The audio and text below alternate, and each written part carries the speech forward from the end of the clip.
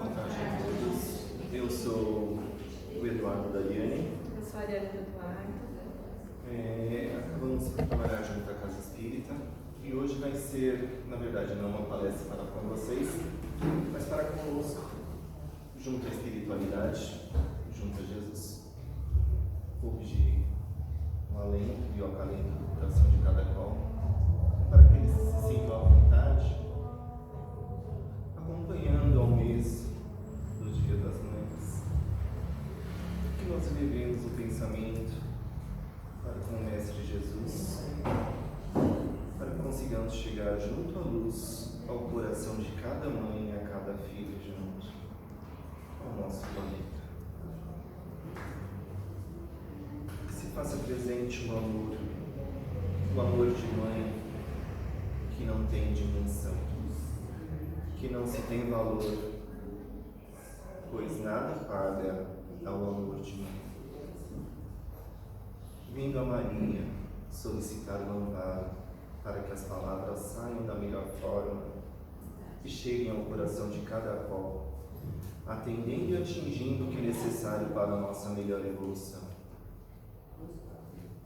Que a palestra hoje seja a melhor palestra junto à espiritualidade, pois estamos falando de mães, de filhos, que um dia seremos pais ou mães. Sim, entendamos tudo aquilo que passamos junto à nossa mãe. Que coloquemos o amor fraterno à frente de qualquer coisa. Que o amor junto ao lar seja o melhor remédio e em qualquer lugar que viermos a passar. Entendamos, sim, junto à espiritualidade, que o amor se faz presente em verdade em qualquer lugar. Que assim seja hoje e por todo o sempre, graças a Deus. Com muita alegria que eu divido com vocês essa tarde de domingo. Agradecemos ao Pai por todos conseguirem estar aqui e pedimos que Ele possa envolver todos aqueles que não puderam estar, trabalhadores ou assistidos, e que a luz chegue até eles. Eu vou falar do Eurípides Barçanufo. Agora, dia 1º de maio, completou mais um ano do seu nascimento. E nós sempre temos alguma palestra, alguma coisa montada, porque nós estudamos o Evangelho. E de sexta para sábado eu sonhei com ele. Eu não conseguia dar essa palestra de hoje. E ele pedia para eu ler uma carta. E no sonho eu não conseguia ler. Então eu fui pesquisar sobre ele. E são muitas curiosidades, muitas coisas que a gente não conseguiu saber, né? A gente sempre escuta falar de muitos médicos, mas o Eurípides eu nunca tive a oportunidade de ir tão profundamente na sua história. Ele é um admirável educador e médium de cura. Nasceu 1º de maio de 1880, na cidade de Sacramento, Minas Gerais. O Sacramento foi uma cidade formada pelo clero da Igreja Católica. Eles resolveram montar uma igreja para que as pessoas das fazendas fossem evangelizadas. Tinha-se muita revolta, porque a maioria eram escravos. E Eurípides, ele fez parte desse clero. Ele manifestou bem cedo um senso de responsabilidade, por ser conquistado em vidas pretéritas, porque ele sempre foi muito autodidata, ao ponto da família ser chamada na escola e os professores falaram que não tinha mais o que ensinar para ele, porque ele já tinha um vasto conhecimento dele mesmo. Logo ele se viu a posições naturais de líder, desde cedo, no colégio, porque além dele já saber, os professores pediram para ele auxiliar. E depois ele foi representante político e religioso da sua comunidade, participou da fundação do Jornal de Gazeta de Sacramento, dada a sua segunda orientação ante aos valores verdadeiros da vida, onde sempre se sentia atraído pela fazer ali desde cedo. Então ele conseguiu, já bem jovem, assumir essa responsabilidade na cidade. E na época, as pessoas elas não tinham acesso à Bíblia. E um padre presenteou ele, porque pensava-se assim, as pessoas elas não têm maturidade para entender o que está escrito no livro sagrado. Então, era um livro que só ficava à disposição dos padres mesmo. Mas como ele já era muito adiantado, eles deram e ele estudou a vida toda. Então, ele não foi espírita assim logo no primeiro momento, ele era um católico fervoroso. E ele prestava essa colaboração na Igreja Matriz de Sacramento e não entendia os eventos mediúnicos que aconteciam à sua volta. Então, o seu tio, Mariano da Cunha, era espírita já, fazia sessões mediúnicas e ele não aceitava. Então, ele foi visitar o tio na intenção de tentar fazer ele desistir dessa vida, de ser um seguidor do diabo, porque era o que eles pensavam na época. Então o tio ficou numa discussão muito grande com ele e o tio acabou perdendo os argumentos, porque ele era estudado, ele falava várias línguas, e o tio falou, eu desisto de discutir com você, e deu um livro, que é o livro Depois da Morte, da autoria de Leon Denis, né? Trabalhou ali com Kardec na codificação.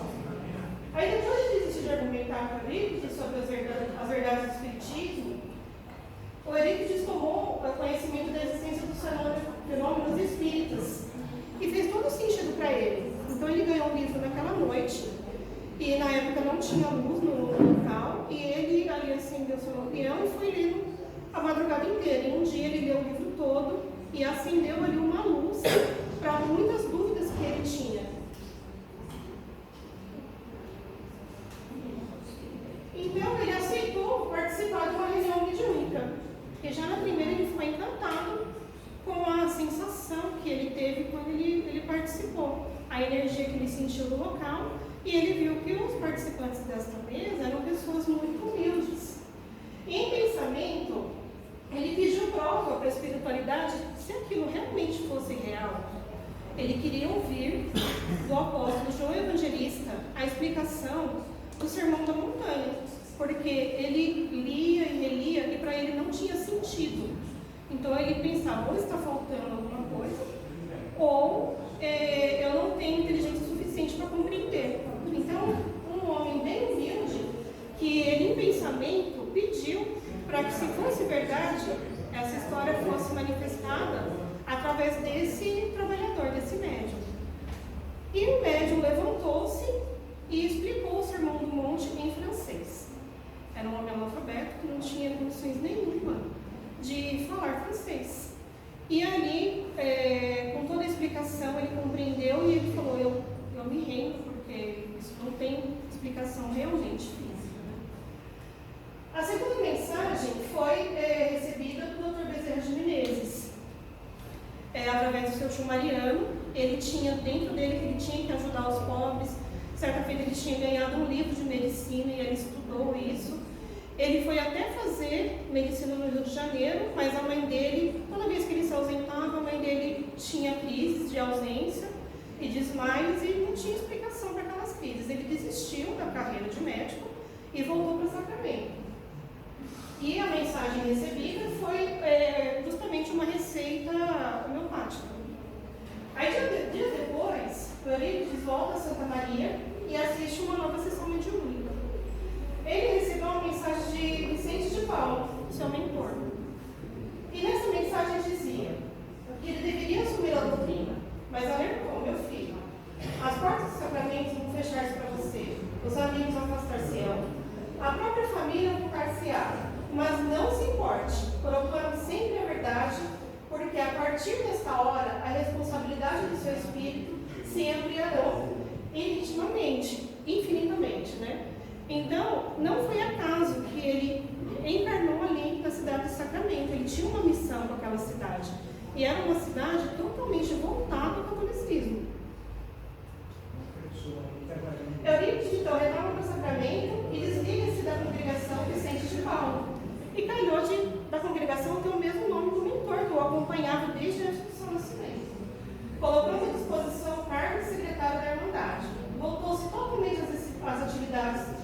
para a nova doutrina, pesquisando e estudando por todos os meios de maneira até desfazer totalmente as suas dúvidas. Como foi alertado, ele foi mal compreendido por familiares e amigos e o pai dos alunos, porque a cada descoberta da codificação, ele dividia isso com os alunos, porque para ele isso era uma coisa fascinante. Mas na época ele estava à frente de uma escola comum, que ensinava todas as matérias, português, matemática, mais os idiomas. Então ele foi considerado como louco, porque que história era aquela agora que ele vinha contando da existência da alma após a morte, dos espíritos, dos efeitos físicos. Então os pais chegaram a ofertar dinheiro para que ele parasse de contar aquelas histórias. E ele não aceitou. Então, ele sofreu um trauma muito grande com essas acusações. Né? O pessoal começou a tentar desacreditar ele. E ele não ter recusado a lecionar, ele foi perdendo os alunos um a um, até que chegou um dia que ele não tinha mais nenhum aluno na escola. Ele teve que fechar a escola. Então, para ele se recuperar, ele foi passar um tempo com o seu tio Mariano na fazenda. E nesse período ele teve ali a oportunidade de estudar mais profundamente o espiritismo e desenvolvendo as faculdades. Nessa época ele teve acesso ao livro dos médiuns, onde ele verificou que muitos dos eventos que possuíam ali explicação no livro eram faculdades que vinham se despertando nele. Então as manifestações foram dadas espontaneamente, como só acontece com os espíritos especialmente preparados para essa missão, como era dele. Porque ele não possuía só uma mediunidade, ele possuía muitas. E isso estava vindo muito latente nele. Dentre as faculdades de desdobramento, vidência, psicofonia, psicografia, efeitos físicos em especial, porque ele tinha muito eventos de efeitos físicos, o de cura era o que se destacava nele.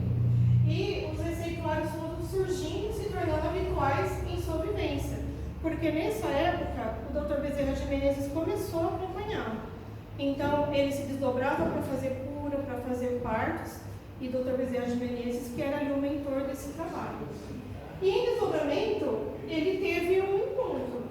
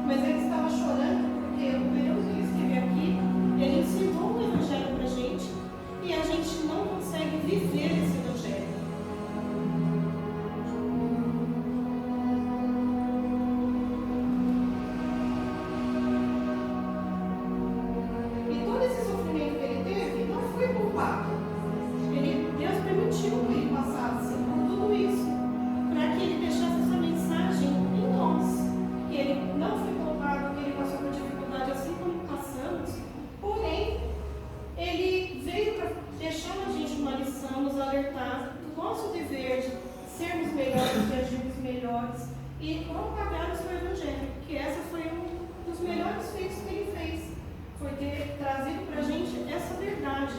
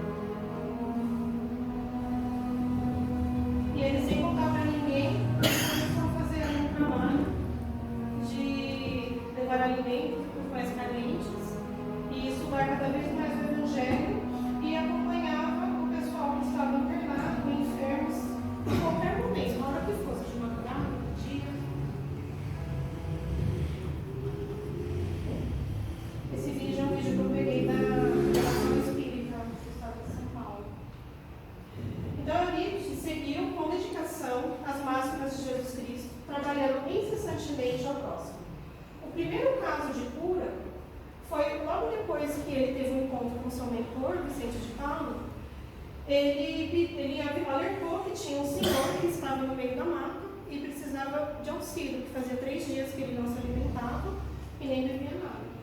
O nome dele era Cláudio e ele era um leproso. Então, na época, os leprosos eles eram isolados para deixar um lugar para morrer mesmo, né? Ninguém ajudava, ninguém curava. E ele chamou o grupo para ir até lá e eles falaram, não, a gente vai amanhã cedo. Ele falou, não, a gente precisa ir agora. E ele falou, não, ele está leproso, a gente não pode até ele. Não, nós vamos lá e tem que ser agora. E eles foram, levaram água e comida. Enquanto ele alimentava o Cláudio, ele passou a mão no corpo dele e ao final ele deu um beijo na testa e um abraço. E ali foi a primeira cura. Esse Cláudio, ele foi curado da lepra. E todas essas histórias do Eurípides, elas são registradas no livro. Então, assim, teve realmente... foi tudo validado, todas essas histórias que tem no livro dele, que tem na internet, tem até um filme dele, tudo isso está registrado no cartório. O segundo caso foi a própria mãe, que como ele já tinha desenvolvido essa faculdade mediúnica, ele percebeu que cada vez que a mãe dele desmaiava, na verdade era um evento mediúnico. A mãe dele sofreu uma obsessão muito grande. Então, todas as vezes que ele tentava se ausentar da mãe para ele seguir o caminho dele, esse irmão, para atrapalhar a evolução dele, acometia a mãe e ela desmaiava. Então, ele conseguiu, numa sessão mediúnica, ajudar a mãe. Então, foi o segundo caso de cura. E, restabelecida, ela se tornou assessora dos trabalhos dele no centro espírita que ele montou. A capacidade de desdobramento era tão comum em sua vida que atendia enfermos que se encontravam em locais, entrando em transe, indo em espírito onde essas pessoas estavam. Então, tem muitos casos de parto que ele fez e ele realmente se materializava onde estavam os irmãos que precisavam do auxílio. Então, ao assumir as suas atividades mediúnicas, viu o mundo desabar. Ele perdeu tudo, ele foi processado por medicina ilegal. Porque ele montou uma farmácia de manipulação e ele não cobrava nada de ninguém. Então, na cidade tinha um farmacêutico e os médicos começaram a não ganhar dinheiro mais com isso, e nesse farmacêutico. Então, ele foi denunciado, mas isso não teve efeito, porque todas as testemunhas que foram chamadas, elas, ao invés de acusar, não, elas contavam histórias que realmente ele tinha auxiliado na cura. E ele tinha montado então uma farmácia onde tudo era feito de forma gratuita, ele realizava curas e partos totalmente sem cobrar nada. O conceito dele era dar de graça o que de graça recebia. Foi onde ele recebeu uma mensagem de luz, que é a Maria, mãe de Jesus. Porque nessa época que ele foi processado, ele perdeu tudo. Ele perdeu a farmácia, ele já tinha fechado a escola, ele era uma pessoa que ele tinha uma condição financeira boa, porque ele era muito influente na cidade, todo mundo conhecia, ele ajudava todo mundo, e o pessoal começou meio que a desacreditar.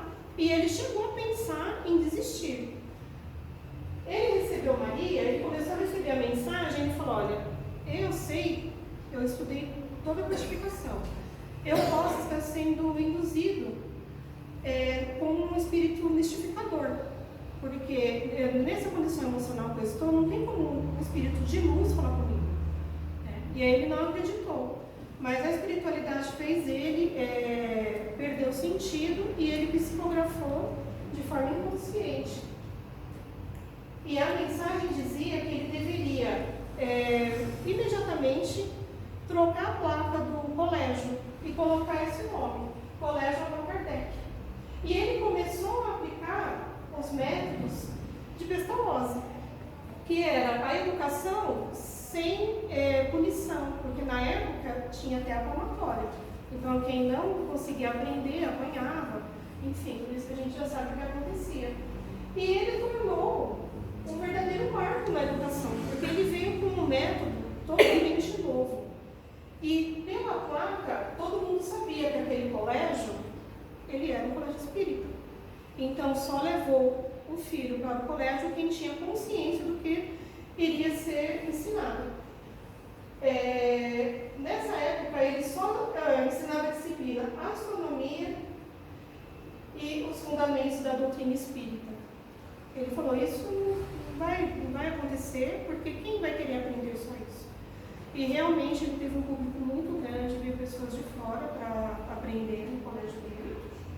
E ele foi muito bem sucedido com esse novo método de ensino. E a partir daí as escolas começaram a pegar o exemplo desse método e a aplicar na escola convencional, porque sabia que o ensino sem o sofrimento e sem a palmatória, a criança aprendendo por prazer, era muito melhor, era muito mais proveitoso. Então, sentindo a necessidade de divulgar o espiritismo, Eurípides fundou um grupo espírita de Esperança e Caridade. Com os alunos, muitos dos seus alunos tinham mediunidade de efeitos físicos. Então ele criou um grupo que todo dia às 9 horas da manhã juntava ele e os seus alunos e fazia uma vibração. E através do efeito físico que ele realizava as preces, a cidade inteira ouvia, como se tivesse um alto-falante. E principalmente as crianças, elas diziam que ouviam a voz dentro da cabeça delas. Então, essa prece que é feita às 9 horas da manhã, ela existe até hoje. Aí começa a recuperar a credibilidade, porque as pessoas sabiam que ele não tinha nenhum método eletrônico para fazer essa comunicação, e ele, através dos pensamentos, ele conseguia levar a mensagem e o Evangelho de Jesus, assim como ele prometeu, para todo mundo. E as pessoas começaram a apoiar a montagem das novos formatos de manipulação. Ele começou a receber cartas de fora do sacramento, pedindo para ele fazer os remédios, e assim ele começou a não somente fazer na cidade com o laboratório que ele criou, mas também ele mandava aqui para São Paulo para fazer as farmácias de manipulações legalizadas. E o pessoal começou com o auxílio da divulgação da doutrina espírita. E ele trabalhou incessantemente até o fim dos seus dias. Ele já vinha prevendo que alguma coisa ia acontecer, uma coisa muito grande. E ele já vinha falando que esse evento que aconteceria, a gente lembra a história, a gente se remete ao que aconteceu conosco recentemente, que foi o caso da gripe espanhola, que teve lá em 1918. Quando nós estávamos nos Estados Unidos, ele já estava falando que ia atingir o mundo inteiro. E assim aconteceu. Então, ele previu antes de chegar ao nosso continente uma pavorosa pandemia que assolou o mundo, sempre falando da sua gravidade, da situação que se faria vidas, derramaria lágrimas e traria aflições. Nisso, ele redobrou o trabalho, porque quando começou a chegar a gripe em Sacramento, ele não parou de trabalhar. Eram muito mais doentes e ele foi ali trabalhando incessantemente o tempo todo. Essa época ele já não fazia nenhuma atividade, ele só trabalhava em prol do próximo. E ele começou a auxiliar centenas de famílias e a gripe veio a assolá-lo, né? Enquanto ele cuidava dos enfermos, ele acabou se contaminando. E ele desencarnou em 1º de novembro de 1918, apenas com 38 anos, de gripe espanhola. E nesse mesmo dia, de manhã, o mentor dele avisou que o trabalho dele aqui na Terra já teria terminado.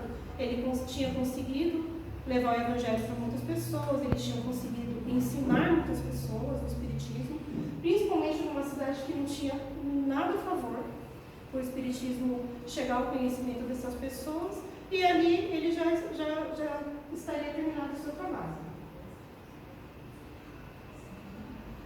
Então, o Eurípides, ele deixou uma história rica, humana e profunda. Foi uma pessoa cética que não acreditava nos espíritos, e ele ali, com essa missão, ele abraçou. Quando a gente lê a história dele, a gente pensa como aconteceu com o Paulo na estrada de Damasco, que o Paulo, quando viu Jesus, ele falou: o que você quer que eu faça? E a mesma coisa aconteceu com Eurípides. Então, Santa Maria foi com Eurípides à estrada de Damasco. Uma mensagem de esperança para o dia de hoje. Essa não foi a primeira psicografia dele. A primeira foi recebida pelo Chico e é uma mensagem cheia de esperança para a gente. Então, quem tiver interesse de ler, procura a primeira psicografia de Eurípides, que é uma mensagem muito linda, mas não dá para trazer hoje. E ele trouxe uma mensagem de consolo. Então, em psicografia, Eurípides descreve o Brasil como um carinho, onde as planícies, mares, a fauna, a flora, em tudo revelam o Criador. Nessa psicografia, eu não trouxe tudo, mas ele descreve a maneira que ele via o Brasil no plano espiritual.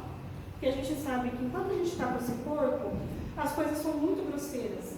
Mas a partir da hora que a gente está em espírito, tudo é muito sutil. Tudo é mais vivo e verdadeiro. E ele sentia o Brasil como um todo, espiritualmente, e ele via a presença do Criador em tudo. E a pátria, muito amada, oferece um canto de gratidão. Os recursos naturais o enchem de admiração, mas é um povo que ele deseja tocar, brasileiros, filhos dessa nação. Mediante tantas lutas, nos apresentamos como corajosos destemidos, porque se é um povo que gosta de não desistir, somos nós. A gente passa por pelejas, sofre, trabalha, estamos aqui, lutando corajosamente. Desde que Cabral, capitaneando os mares do descobrimento, ostentando a cruz e o ideal dos templados, rompeu o Atlântico e na terra do Pindorama, que quer dizer terra de grandes palmeiras, fez raiar o sol do novo mundo. A parte crítica pertinente à história, a gente deixa para lá. O Brasil tem por função a espiritualização dos homens. A Sala Juncha até postou no grupo, que está no grupo cristão, um vídeo falando exatamente isso, que o Brasil ele é a pátria do Evangelho. Mas a gente pensa que o Brasil, para ser a pátria do Evangelho, tem que ter pessoas estudadas, pessoas sem problemas, e não. São pessoas que Jesus cuidava, pessoas doentes, que precisam de cura, de superação, estamos nós aqui. Se estamos encarnados é porque a gente ainda é um espírito grosseiro, salvo aqueles que são missionários. Então, brasileiros, ouvem, levantai-vos, pois vossa missão é fraternidade universal. Entre os astros, há um povo cuja tarefa não pode mais carregar. Um país continental, de proclamação de espírito e verdade, carece de braços e heróis. Não nas ideologias dominantes em que a proclamação do heroísmo interesseiro entorpece as massas. Refiro-me ao heroísmo pessoal em benefício da construção de uma nação verdadeira. Mas no panorama político, alguém recorda: a corrupção nos açoita, como látego cruel, a fazer correr o sangue nas multidões. As manobras da economia parecem-nos esfacelar o corpo e transpassar a alma com lâminas do antifascismo. Tratar de acalmar-vos, uma suor e lágrimas. Um Brasil legitimamente nacional é construção de todos nós. Então, a proposta de Eurípides é que a gente faça a nossa parte. Se todo mundo fizer como ele fez, trabalhar pelo próximo, auxiliar aquele que está precisando de alimento, auxiliar aquele que está precisando de saúde, a gente não vai depender de um governo, porque a gente põe todas as nossas esperanças no homem. E o homem é o quê? Ele é corruptível. Né? O homem ele cai. Todo homem, inclusive os que estão no poder, eles também estão em provas como nós. Né? E aquele que não atende a população, a necessidade de todos, como deveria, ele é alguém que fracassou. Né? Então, ele convida a gente a fazer o nosso papel. A gente começar por nós sendo pessoas de bem. Um Brasil legitimamente nacional é construção de todos nós. Um Estado que sirva a humanidade e dela recolha representantes da honestidade e do patriotismo real. É o sonho que se sonha na coletividade. Por isso, longe de atacarmos, ferirmos, revolucionarmos com armas, convém contribuir democraticamente usando a educação, intelecto moral por instrumento de renovação social, que foi o que Eurípides tentou fazer. Né? O tempo todo que ele esteve aqui, ele era um professor, ele instruía, ele ia atrás e ele passava todo o conhecimento. Ele apostava realmente na educação social. Então, espíritos brasileiros, ofereci a vossa contribuição ao Brasil. Como? Trabalho honesto, vivência dos valores que estão no mar, respeito às diferenças, misericórdias para os falidos, educação, cortesia, gentileza, amizade, fé racional, entendimento correto do espiritismo, pureza doutrinária. Isso está ao nosso alcance. Um Brasil melhor começa com o nosso compromisso de bem viver. Então, a violência, ela assusta e enche-nos de indignação. Os hospitais públicos fazem pensar aqueles que são desavisados que Deus esqueceu dos pobres e dos desamparados. Nossas escolas abandonadas e miseráveis fazem crer, aos olhos meramente materialistas, que o povo está desamparado. Se a caixa de Pandora está aberta, convidando os homens à autossuperação, lembrai-vos da esperança. Dia virá em que a nossa terra despertará. E está próximo. Né? A gente tem uma proposta aí de 2057, a gente passar por uma transformação. Né? E a gente está se preparando para essa transformação? A gente precisa se preparar, porque ela vai chegar. E quem não estiver preparado, a gente vai ser rapidamente transportado para mundos inferiores. Né? Aqui a Terra ela não vai ser mais um planeta de provas e expiações, ela vai ser um planeta de regeneração, já regenerado em 2055. E assim, a gente estava até fazendo uma conta no curso que ela faz. Quantos anos a gente vai estar, né? Então 2057, talvez eu esteja lá. Muitos falaram, eu vou voltar, mas olha, se Deus quiser, eu vou voltar com 77 anos. Ainda vivemos o pesadelo dos esplendores, mas a nação, composta de almas devotadas, sonhará com a liberdade das amarras do poder e da responsabilidade. Fará surgir um novo grito em cada um de nós, e o clamor dessa nova independência, numa Ipiranga de confiança, nos conduzirá à construção de um Brasil mais justo e nobre. O bravo Nobel, porém, diferente de outrora, retumbará mais forte. Brasil, pátria do Evangelho. Tem até um livro que fala, um livro psicografado pelo Chico, né? Brasil, pátria do Evangelho. Brasileiros, irmãos, bendizei esta terra, amai-a. Entidades maiores clamam a Deus pelo nascimento e roubam o Brasil por honra do trabalho. Muitos colonizadores retornarão das campas, que são os indígenas, para devolver ao povo o que ao povo pertence por direito. Então, se essa terra ela pertence a alguém, são os indígenas, que eles estavam aqui. Né? Quando todo mundo chegou, era ele que estava. E o Brasil é uma terra bem misturada, né? Veio gente de todo canto para cá, mas se a terra pertence a alguém, são os indígenas que já estavam aqui. Mas trabalhar, colaborar, vossa bandeira tem de ser o seu labor, o seu trabalho. Vossos filhos verão letras, honrarão a ciência, permanecerão em solo nacional, e a nossa gente contribuirá para uma grande renovação social. Vede, espíritas, quanto bem feito no mundo, se as trevas nos espreitam, nos estertores de um campo que se esgota, a luz surge triunfante. Então a gente não pode nunca perder a esperança. A gente não pode nunca achar que as trevas vai vencer, porque ela não vai. A luz está aqui. A gente precisa confiar que Deus é por nós e Jesus também. Então a gente não pode dar poder às trevas, jamais. Em toda parte há obras e benevolência. Muitas outras virão.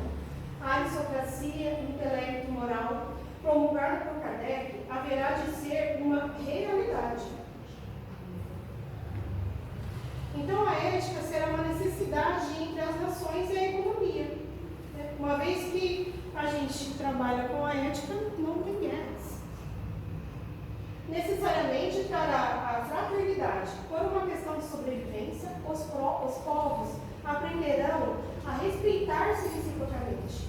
Brasileiros, nada de abandonar a nossa terra, nada de desertar a batalha. Sois soldados de Cristo. Apresentai-vos com armas? Não, com inteligência. Qual será o nosso escudo? A fé. O nosso elmo, a oração. A nossa lança, o trabalho. A nossa luta, a renovação moral. O nosso comandante, Jesus. E a nossa musa, a verdade, sempre a verdade.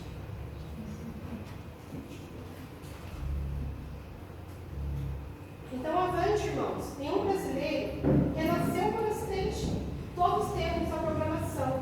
Ouvi o hino nacional. Irmãos, vede que Emanuel da Silva e Duque Estrada foram guiados por seres invisíveis a grafar, em acordes de luz com letras de estupenda beleza, o destino da nação. Fazei deste poema, cantante, clarim da verdade, vossa prece diária. E quando orardes assim, cheio de certeza, sabei que os ministros do Senhor conhecem o Brasil.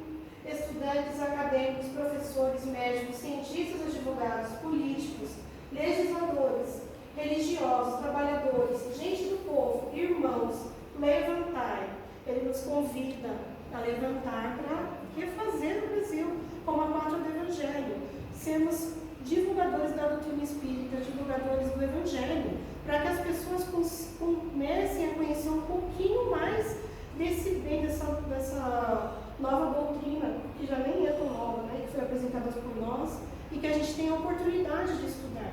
Hoje a gente consegue, qualquer lugar, pesquisa na internet, facilidade a livros, e a gente ainda está aqui, né, patinando, que não faz o nosso trabalho. Eurípides, quando ele era criança, ele foi trabalhar, ele pescava e vendia os peixes para poder comprar livros. E a gente tem uma facilidade imensa de aprender e de levar a palavra para alguém, e ainda não estamos fazendo isso.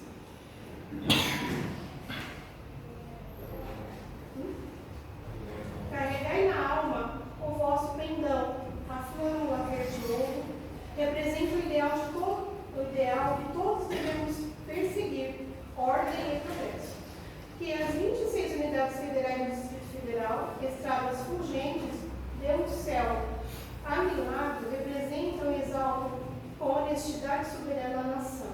E nós, o povo, encarnados e desencarnados, lavoremos com afinco, mantendo-nos honestos e fraternos, aonde a vida nos colocou. Então, seja aonde for, na nossa família, no nosso trabalho, a gente é muito repetitivo com isso. Quando a gente educa ali a família, o nosso ciclo primeiro, nós nos tornamos seres humanos melhores para a sociedade. Irmãos, há uma infinidade de espíritos que se sentem brasileiros, pelo amor que devotam a esta pátria, envolvendo-nos aos espíritas deste solo e aos que aqui vieram ter coragem, avante. A doutrina nos ilumina, façamos, portanto, luz. O Espiritismo nos esclarece. O Espiritismo nos esclarece. Comportemo-nos, então, com equilíbrio. O Consolador nos estimula. Marchemos assim, impávidos, mas o Mestre vos conclama. E a todos auxilia convicto da transformação. Jesus, ele acreditou na gente, ele acredita. que nós vamos conseguir. Enchamos de ânimo, pois o Brasil necessita de uma brava gente, plena de fé, esperança e caridade. De todos os povos do mundo, somos os mais calorosos. Né? Somos as pessoas que têm mais aceitação com todos os povos que chegam aqui. Quando em vossas reflexões mais profundas sobre a pátria que vos acolhe, olhai para o alto e sabei tragamos de glória, o Cristo, contando convosco, guia o Brasil. Eurípides Massimino. Essa mensagem, ela foi psicografada, foi recebida pelo médium Cristiano, Maranhão Mediúnico, em João 4 de 2013, no Centro Espírita Allan Kardec de Campinas. Em 2013, como isso ainda é vivo entre nós, como parece que foi recebida hoje pela situação que estamos passando. Né? Como lá em 2018 passamos ali pela gripe, teve muitas pessoas que desencarnaram, teve muitas dificuldades e a gente se recuperou. Estamos aqui e todos os tempos tem problemas, tem falta de educação, tem falta de governo, tem tudo. Né? Mas que a gente comece a refazer o Brasil por nós, pela nossa casa, pelo nosso lar. Não, agora chega, já está acabando. Já falei demais. A palestra é feita, geralmente, eu, minha esposa, meu filho. Meu filho hoje não presente, mas na próxima estará. Faremos a questão de estar apresentando a vocês. Geralmente eu participo um pouco mais da palestra, mas foi uma semana muito difícil. Por algumas vezes não acreditamos no que vemos e nem no que ouvimos. E por muitas vezes, como pontuado junto à palestra, a fé e a caridade têm que estar acima de tudo junto com o amor. O amor que hoje falo e descrevo a cada momento foi um amor que Jesus veio a nos ensinar, pois para ele não existia lado, religião, cor, raça, não existia nada. Este realmente é o amor verdadeiro por cada qual devemos seguir. Tive alguns sonhos essa semana que pontuou algumas coisas que nos colocaram a medo, até mesmo da apresentação junto à palestra. Minha esposa teve um sonho em específico que ela pontuou que ela chegaria junto ao cristão e não iria colocar uma palavra para fora, pois não estaria preparada. E por este motivo me calei e deixei sim que a espiritualidade a conduzisse. E acabei por ficar em sustentação junto à palestra, orando e edificando para que ela consiga realmente expor o que é necessário para a nossa melhor evolução.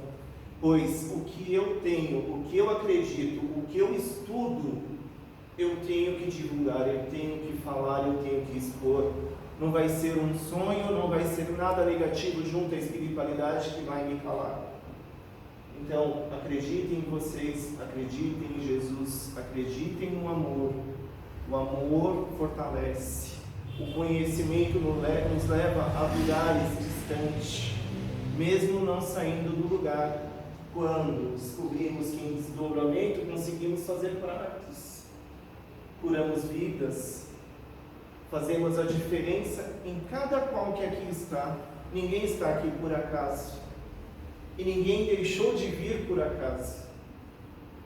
Então mentalizemos a cada qual que não veio a luz do amor para que chegue no coração de cada qual, levando sim o conhecimento que é necessário para a próxima evolução, o próximo passo junto à espiritualidade, pois cada qual vai chegar onde realmente tem que chegar, gatinhando, andando, correndo, da forma que é feito. Com um atleta, ele nunca começa correndo, ele começa a caminhar, trotar, se desenvolver para chegar onde tem que chegar.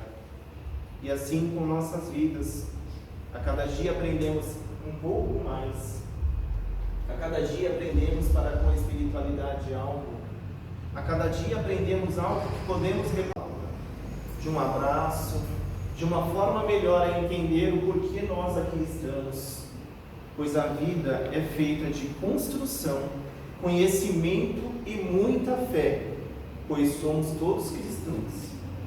Cristãos a seguir a Cristo, a bondade, a benevolência e o amor sem fim, acreditando que sim, a cada momento estaremos a dar um passo à frente e melhorando junto a todos.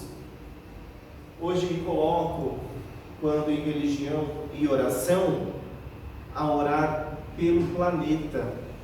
Não peço mais nada para comigo, pois seria muito egoísta da minha parte orar pedindo algo, pois tudo que tenho trata-se do necessário.